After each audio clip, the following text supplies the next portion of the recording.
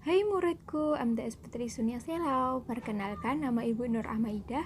Sebelum kita memulai pembelajaran pada pagi hari ini, baca bismillah bersama-sama ya. Bismillahirrohmanirrohim.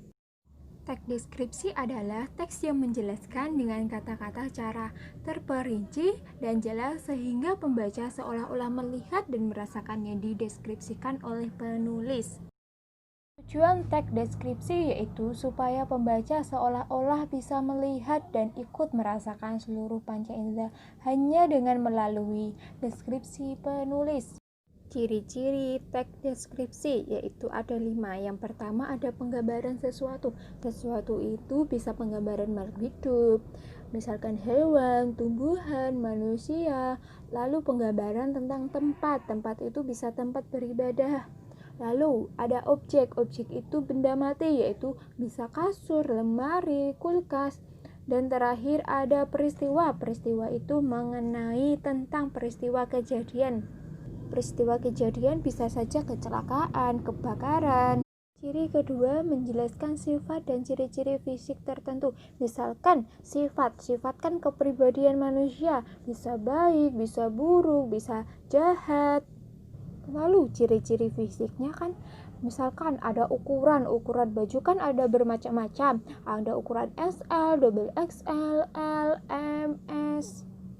Lalu bentuk itu kan ada banyak, ada bulat, ada panjang, ada persegi panjang, kubus. Ciri-ciri yang ketiga yaitu menjelaskan melibatkan panca indera. Panca indera kan ada banyak.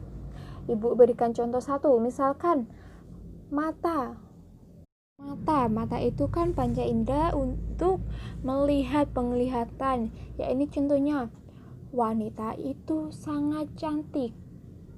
Cantiknya itu elok. Ciri-ciri yang keempat yakni memunculkan kata ganti orang. Kata ganti orang itu iya, dia, saya, Susi. Dan terakhir kelima ciri-cirinya yakni membuat pembaca melihat dan merasakan teks deskripsi yang dibacakan penulis.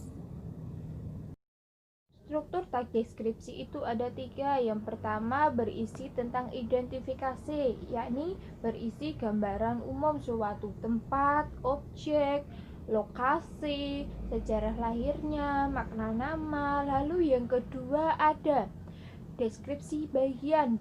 Deskripsi bagian ini menjelaskan penjelasan secara terperinci yang dibahas dalam teks tersebut. Misalkan warna itu kan katanya masih umum, bisa diperinci yaitu warnanya gelap, warnanya hitam, warnanya kuning, warnanya abu-abu.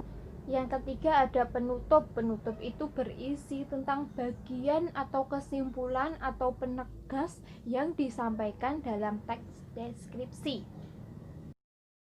Jenis-jenis teks deskripsi itu ada 3. Yang pertama ada subjektif. Subjektif itu penggambaran objek berdasarkan atas kesan yang dimiliki oleh penulis. Jadi penulis di sini dapat memasukkan opininya dalam tulisannya.